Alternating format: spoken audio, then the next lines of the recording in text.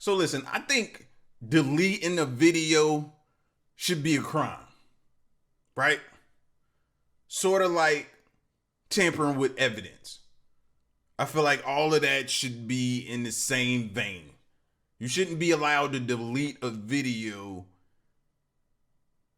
of any type of caliber when it has to do with stuff we're trying to figure out that could have answers to questions of the unknown, all of that type of stuff. It should be a crime. This video here is titled "The Deleted Portal Video They Don't Want You to See." Let's check it out.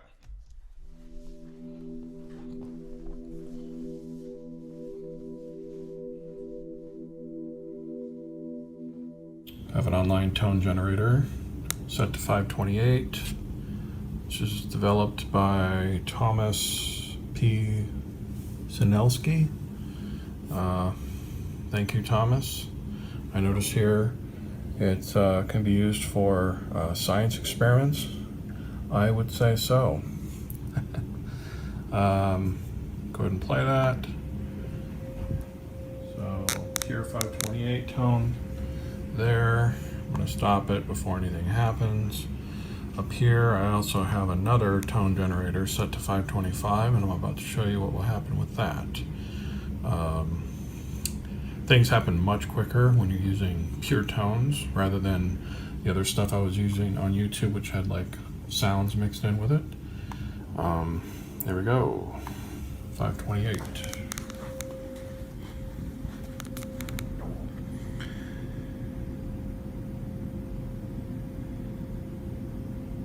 And already you can see a much more stable fracture. Okay, I have to do this quick because this stuff does not. All right. Because we all sitting here right now want to be like, oh, it's just a little strip of light created by whatever that thing is sitting on the bed, right? None of us want to sit here and say or ask the question, are our eyes deceiving us right now? Are we really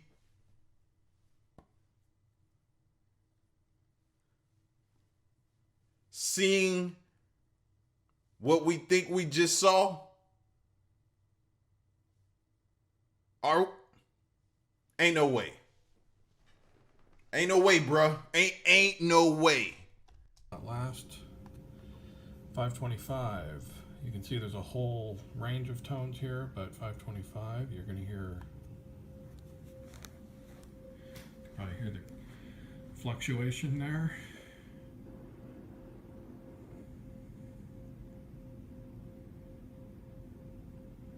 There we go.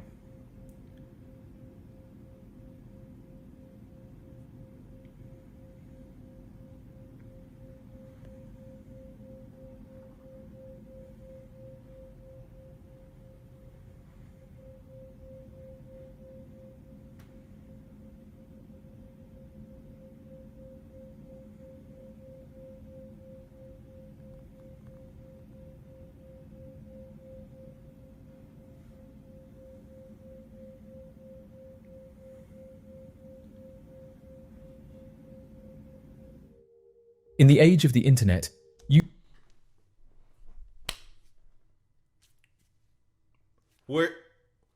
What device is that?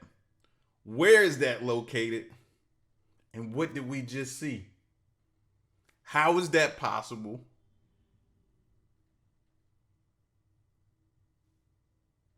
Did I answer all the questions? Did I ask all the questions? How, when, why? I didn't ask why, where, when, something like that. But I'm shook. I'm shook right now. YouTube has become a platform where creators share content ranging from the mundane to the extraordinary. Among these creators was a YouTuber known as Funky Fathead, who gained a modest following for his eclectic mix of content, including technology tutorials, paranormal investigations, and explorations into the unknown. Funky Fathead's channel took a dark and mysterious turn when he posted a video demonstrating how to open a portal. Shortly after uploading this video, Funky Fathead vanished without a trace. He states in 2 earlier videos that there appears to be a fracture in space in his bedroom, caused by 2 different frequencies. He blends the 2 frequencies in his most current video, displaying what seems to be a Sedona doorway. He was known for his mysterious videos, often pushing the boundaries of conventional knowledge. In one of his final videos, he claimed to have discovered a method to open a portal using specific frequencies and a generator. In the video, Funky Fathead explained that he had stumbled upon ancient texts and modern scientific theories, suggesting that certain sound frequencies could alter the fabric of reality. He demonstrated how to use a generator, showing viewers the specific frequencies needed to create what he described as a resonant field capable of opening a portal. As the tones played, the camera captured strange visual distortions. The room appeared to shimmer, and objects near the tone generator seemed to vibrate. Toward the end of the video, a small portal appears to open. Following the upload of his final video, the user vanished. Concerned fans and fellow YouTubers attempted to contact him, but received no response. His social media accounts went... He showed too much. He showed too much. I hope he alright though, seriously, and all jokes aside, bro. I hope nothing happened to him.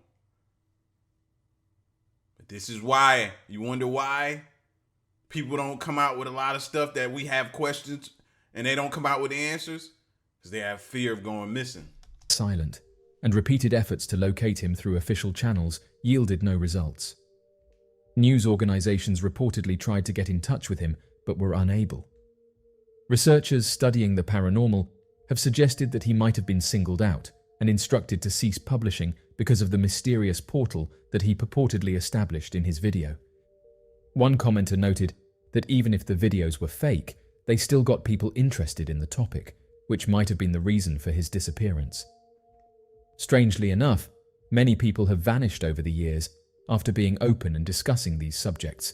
This has led some to speculate that there may have been involvement from higher powers. The most sensational theory is that Funky Fathead successfully opened a portal and stepped into another dimension. Supporters of this theory argue that the visual and audio phenomena captured in the video provide compelling evidence that he managed to manipulate the fabric of reality. Maybe he went through the portal and didn't know how to get back. Maybe he's trying to get back through the portal. That's the thing. A lot of people can figure out how to do that, but getting back could be a whole nother process. They suggest that he may be trapped in another realm or exploring an alternate universe, unable to return.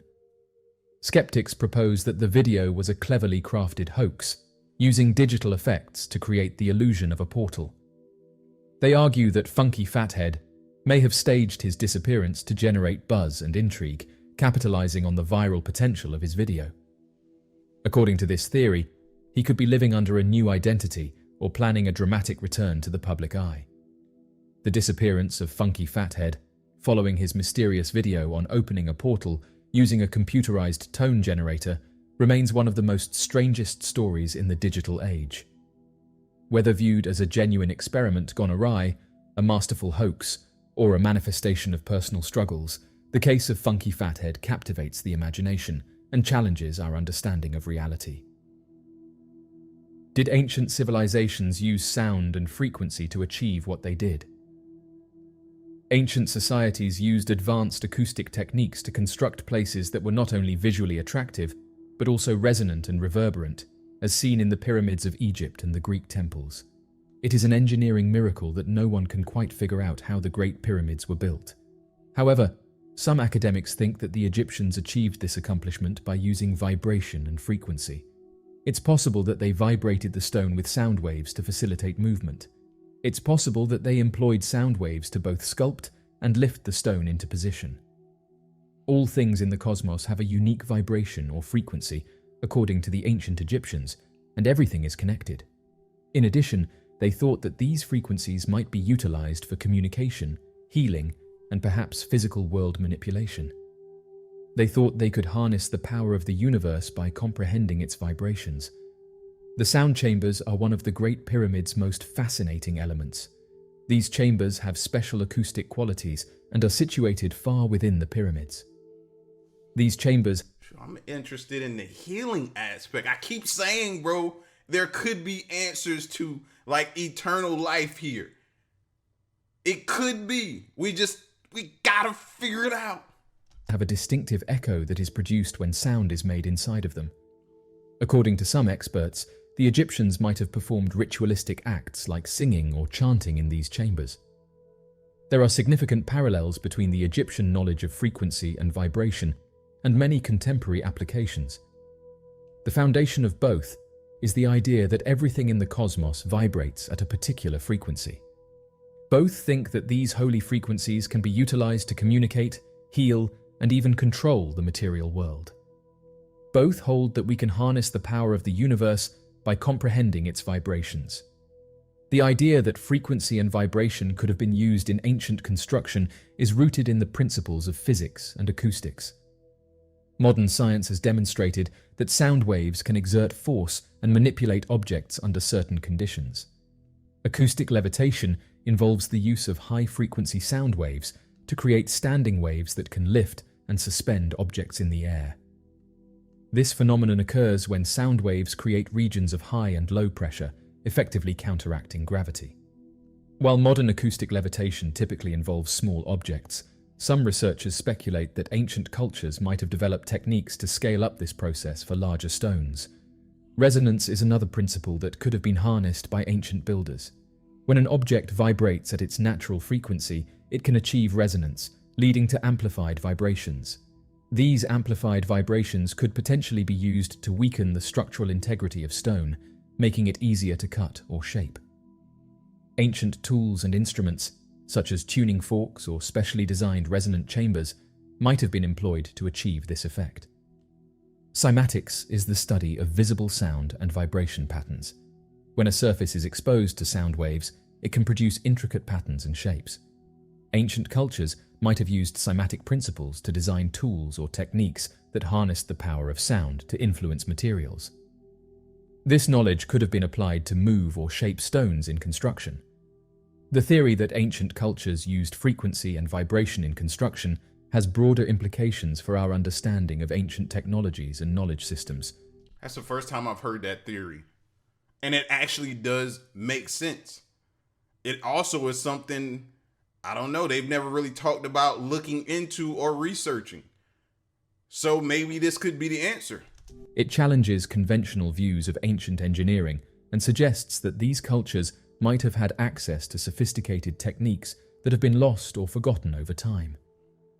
If ancient builders did indeed use sound and vibration, it would require a re-evaluation of their technological and scientific knowledge. This perspective highlights the possibility that ancient cultures possessed advanced understanding of acoustics, physics, and materials science. It also underscores the importance of interdisciplinary research in uncovering these lost technologies. Exploring ancient techniques involving frequency and vibration can inspire modern engineering and architectural practices. Understanding how sound and vibration can manipulate materials might lead to innovative construction methods, reducing the need for heavy machinery and lowering environmental impact. Additionally, these principles could be applied in other fields, such as medicine and manufacturing, to develop new technologies. This United States program spent millions of dollars investigating stargates and wormholes. The history of the United States is intriguing. Investigators have been able to uncover some of the US's most dubious actions over the years. This dubious past is what has caused some people to demand further explanations. You only discover that reality is stranger than fiction when you begin looking into and studying some of these investigations that they conducted. Numerous declassified documents have been leaked online over the last few years. Interestingly, most of these leaks occurred covertly. Nonetheless, amateur researchers have poured many hours into poring over these old records, and while some of them only summarize irrelevant information, others are true eye-openers. One of the more intriguing ones that was made public through declassified networks and the Freedom of Information Act described how the US government had used tax dollars to study topics such as stargates, wormholes, cloaking technologies, and high-energy weapons. These documents alone show that funding was provided for 38 covert government programs. The rest of the paper, up to page 38, describes dark energy and warp energy. Researchers found the metamaterials for aerospace application to be particularly noteworthy. Metamaterials are defined as materials that unidentified flying objects have left behind.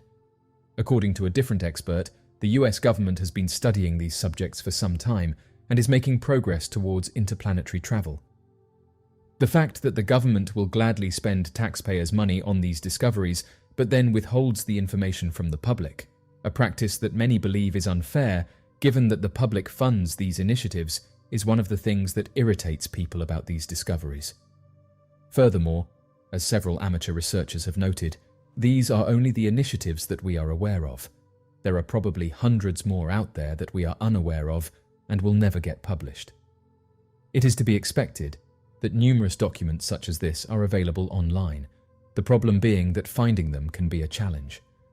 Approximately 13 million pages of US Central Intelligence Agency declassified records were made available online back in 2017. Project Stargate was one investigation that caught people's attention. The Stargate project, conducted by the US government during the Cold War, remains one of the most intriguing and controversial programs in modern history. Officially, it aimed to investigate the potential for psychic phenomena, such as remote viewing, to be used in intelligence gathering. The Stargate project began in the early 1970s, primarily driven by concerns that the Soviet Union was investing heavily in psychic research for espionage purposes. In response, the US Central Intelligence Agency, along with other intelligence agencies, initiated their own program to explore the potential of psychic phenomena. Boy, what would you pay to look at those files? I know everything in my being they found something and they ain't saying. Yes, I would pay to see those files. Yes, I would pay to get the information and be privy to what they know. Yes. I wish. Particularly remote viewing, as a tool for intelligence gathering. Remote viewing is the practice of attempting to perceive distant or unseen targets using extrasensory perception.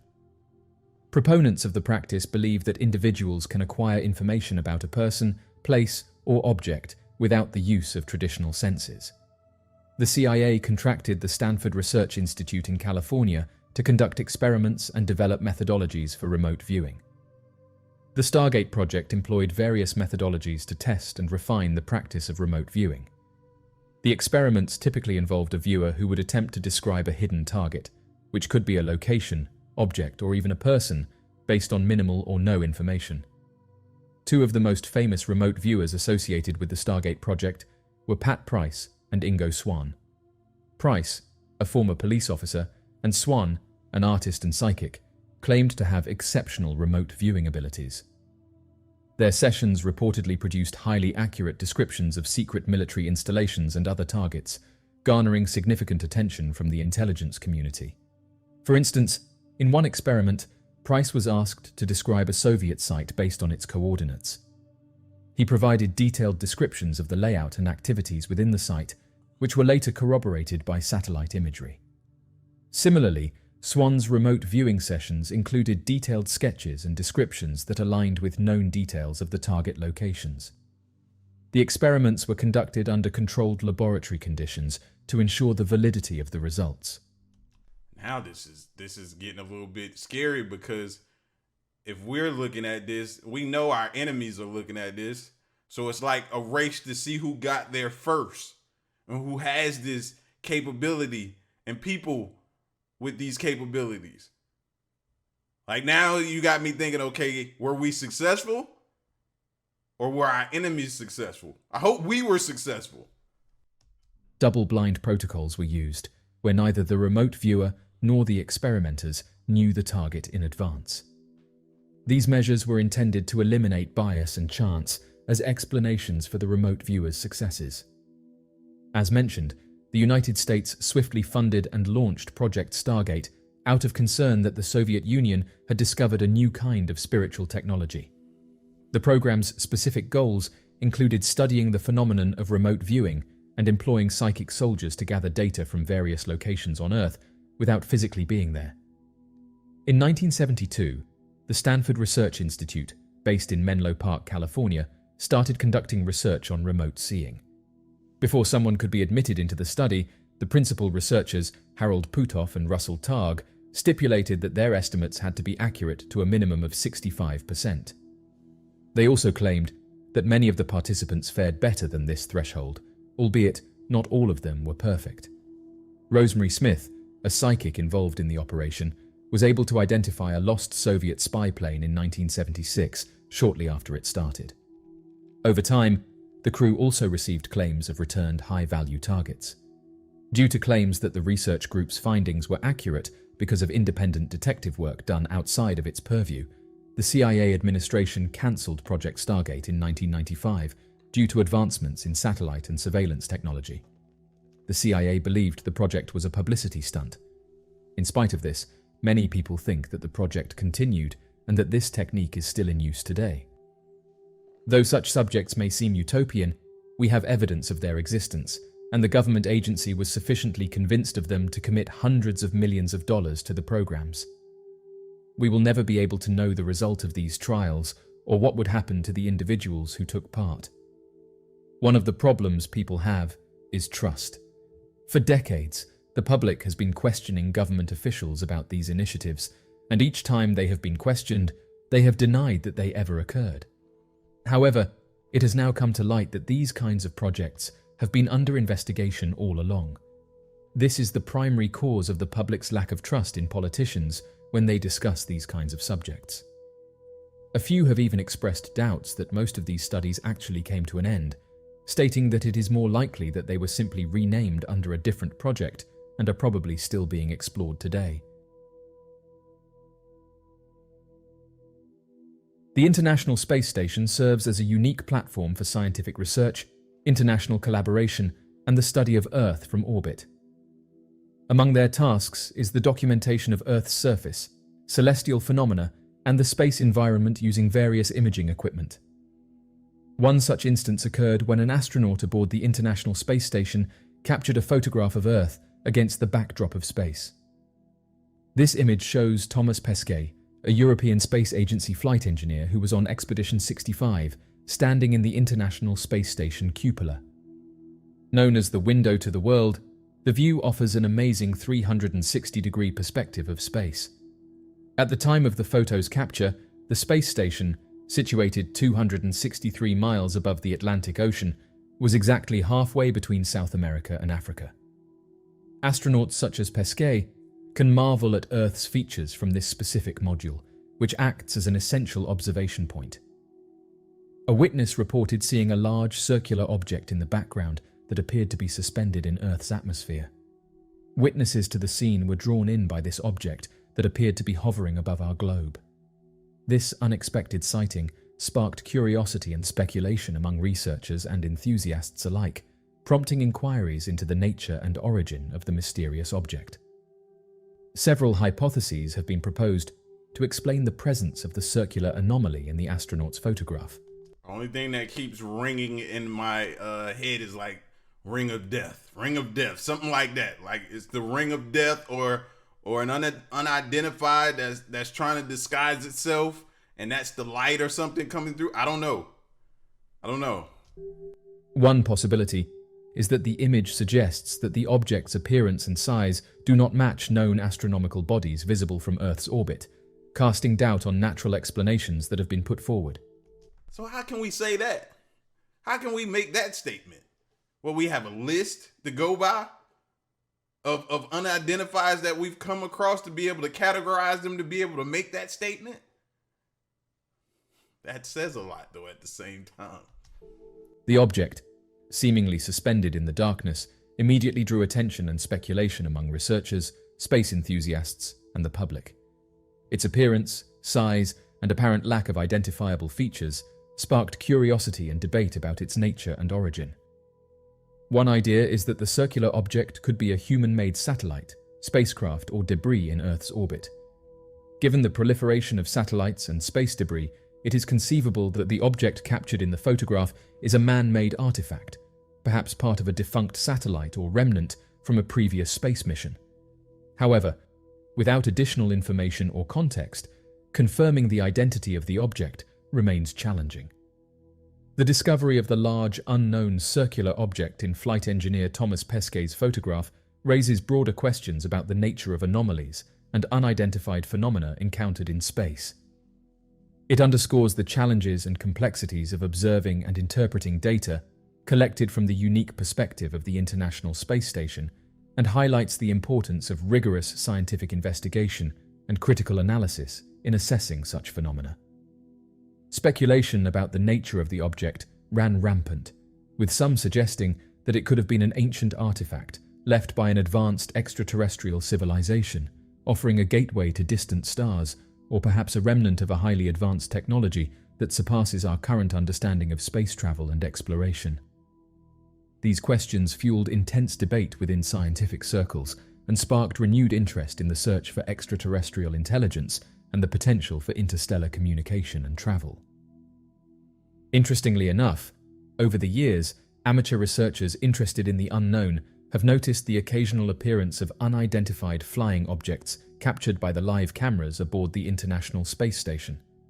These sightings, documented by astronauts and space agencies around the world, offer compelling evidence of unexplained aerial phenomena in Earth's orbit and beyond. One notable incident occurred during a routine live broadcast from the space station, where a spherical object with distinctive lights was observed maneuvering in Earth's upper atmosphere. The object, visible against the backdrop of the planet's curvature, appeared to move with purposeful agility, defying the conventional laws of aerodynamics. Astronauts on board the space station, as well as viewers watching the live feed from mission control centers, were intrigued by the anomaly and immediately initiated. Intrigued? Imagine being in an International Space Station and you see something identified and it looks like it's hovering, staring right back at you, and you have nowhere to go. That's a good question. That poses a good question. Is the International Space Station equipped to be able to combat something that's threatening it? Do they have weapons on there? I've never heard, come to think of, I've never heard them even say that. Doesn't mean they don't, but I wouldn't go on that one if it didn't. Protocols to document and analyze the sighting. Video footage of the UFO, captured in high-definition clarity, circulated widely across international space agencies and scientific communities. Analysts and researchers scrutinized the footage, noting the object's rapid changes in direction and velocity, its ability to hover motionless for extended periods, and its sudden disappearance into the depths of space. These characteristics, distinct from known space debris or satellites, pointed towards a phenomenon that transcended terrestrial explanations. The ability of these objects to perform maneuvers beyond the capabilities of current human technology suggests advancements that may originate from civilizations with knowledge and capabilities far surpassing our own. Such possibilities invite speculation about the existence of extraterrestrial intelligence and the potential for interstellar communication or contact. Beyond the scientific implications, the presence of UFOs observed from the International Space Station raises profound philosophical and existential questions. These encounters compel humanity to reconsider our place in the cosmos and confront the possibility that we are not alone in the universe.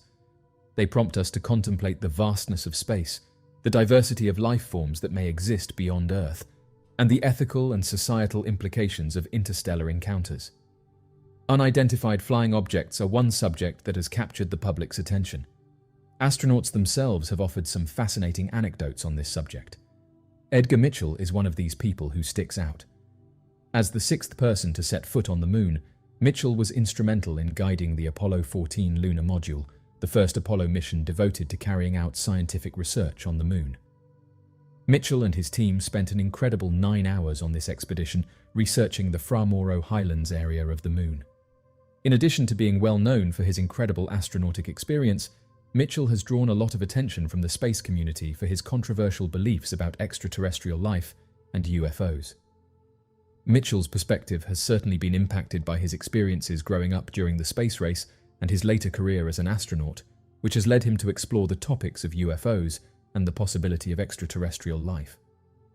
It is significant to remember that Mitchell is not just interested in theoretical concepts regarding UFOs and extraterrestrial events. To bolster his arguments, he has conducted scientific investigations and research with the goal of illuminating the mysteries that exist beyond Earth. Within the scientific and UFO research circles, Mitchell's image as a boundary-pushing thinker has been cemented by his willingness to question accepted wisdom and investigate unorthodox concepts. Edgar Mitchell began an extraordinary career adventure in 1948 when he first decided to have a military career and enlisted in the US Navy as a pilot. His extraordinary abilities and commitment eventually attracted NASA's notice, and in 1966 he was chosen to become an astronaut. But it was later in Mitchell's career, following his retirement from active duty, that he became involved in conversations on the fascinating field of extraterrestrial occurrences, including his own personal experiences. The remarkable events surrounding Edgar Mitchell started to take place during the historic Apollo 14 mission, a mission that was mainly forgotten to the general public. Under the cover of scientific inquiry, the mission included a subplot of strange and unexplainable events that shocked and perplexed people all around the world. After experiencing what he believed to be a supernatural power outside of reality, Mitchell became increasingly fascinated with paranormal phenomena and the boundaries of awareness. His interest in extrasensory perception grew as a result of this, and he conducted numerous studies on psychic talents, including telepathy, while residing in the Apollo 14 module. It seems, strangely enough, that Mitchell was deeply affected by the experience and that it left an enduring impression on his mind. Edgar Mitchell later claimed to have communicated telepathically with a group of psychics while in space. In order to... You know what? I need to publicly apologize to all the psychics out there. You know what I mean? I'm not completely converted over to say that I'm no longer a skeptic, but I will take back some of the things because I've always been, anti that. Maybe it was Miss Cleo back in the day that messed me up. Maybe that's what it was. That BET Miss Cleo that came on at certain hours of the day, and we all knew she was faking, or at least we thought. Maybe that's what kind of ruined it for me, but apparently we need to look more into this. Continue the research he had started while in orbit and in private, Mitchell founded the Institute of Noetic Sciences after his space mission. Mitchell never wavered in his confidence in the reality of unexplained flying objects over the course of his life. Mitchell publicly stated his strong belief in UFO contact during an interview on the television program Dateline in 1996. He also accused the US government of hiding evidence of UFO crash accidents and extraterrestrial encounters. His words exposed a widespread cover-up and sparked debates about the existence of extraterrestrial encounters and the government's subsequent repression of them. There are no indications that the public's fascination in UFOs and outer space will continue. It's interesting to note that a rising number of people think that these enigmatic, unexplained flying objects can be seen when watching the International Space Station. Video footage captured by ISS cameras vividly depicts the triangular UFOs maneuvering with precision and agility, exhibiting flight characteristics that surpass conventional aircraft and spacecraft capabilities. The objects, illuminated by the sun's reflection, cast distinctive shadows against the curvature of the Earth, emphasizing their solid and structured appearance. Astronauts aboard the ISS, trained in meticulous observation and documentation, described the UFOs as maintaining formation while executing rapid changes in trajectory and velocity, a feat that defies the known laws of aerodynamics. Scientific analysis of the recorded footage and telemetry data corroborates the authenticity of the triangle-shaped UFO sightings. Experts in aerospace engineering and astrophysics have scrutinized the videos, noting the absence of visible propulsion systems or conventional control surfaces typically associated with terrestrial aircraft. The object's ability to hover motionless for extended periods and execute high-speed maneuvers suggests advanced propulsion technologies that remain beyond current human understanding. Furthermore, corroborating testimonies from multiple space missions and international space agencies underscore the recurring nature of triangle UFO sightings observed from the ISS. Experienced astronauts, including veterans of multiple spaceflights, have attested to witnessing similar phenomena during their missions, reinforcing the credibility and significance of these encounters. Their first-hand accounts provide invaluable insights into the behavior and characteristics of UFOs that traverse Earth's orbit with apparent ease and sophistication. From a scientific standpoint, the existence of triangle-shaped UFOs captured by ISS cameras prompts profound questions about the nature of aerospace technology and the potential origins of these enigmatic objects. Hypotheses range from experimental military aircraft utilizing classified propulsion systems to unconventional spacecraft operated by extraterrestrial civilizations capable of interstellar travel. The triangular configuration, often associated with reports of UFOs worldwide, hints at a universal design principle or technological paradigm that transcends cultural and geographical boundaries. As of right now, the documentation of UFOs by International Space Station cameras represents a compelling chapter in the ongoing exploration of outer space. These sightings, viewed from the perspective of their authenticity, challenge us to expand our scientific horizons, reconsider our assumptions about the nature of reality, and embrace the possibilities of a universe teeming with mysteries yet to be unveiled.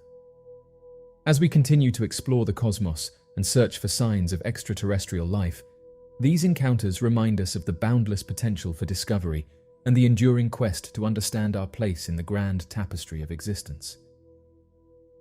The concept of unidentified flying objects as probes sent from another planet. I like how you said that. Understand our place. Like, we think it's just all us, all about us. Like, we control everything. We own it. It's just, no, we're just a mere speck. When you look at the grand scheme of things, the universe, space, the galaxy, like, when you think of it or you zoom out and look at it in its totality, bro, we're just a mere speck in all of that. So understanding our place, and for me, that helps me be able to accept the fact that there has to be something else out there when we're just a speck in the grand scheme of things. I'm just not naive. Represents a compelling and thought-provoking hypothesis in the study of potential extraterrestrial visitation and exploration. If UFOs are indeed probes from another planet or civilization, they could serve a variety of purposes and functions that extend beyond mere observation, offering profound insights into the motivations and capabilities of their creators. UFOs acting as probes may be tasked with exploring and observing Earth and its surroundings. These probes could gather data on Earth's atmosphere, climate patterns, geological features, and biodiversity. They might study human civilization, infrastructure, and cultural development, offering their creators a comprehensive understanding of our planet and its inhabitants from a distant perspective. Advanced civilizations capable of sending probes to Earth may prioritize scientific research and discovery. UFO probes could conduct experiments in fields such as astronomy, physics, biology, and chemistry, leveraging Earth's unique environment and resources for scientific exploration.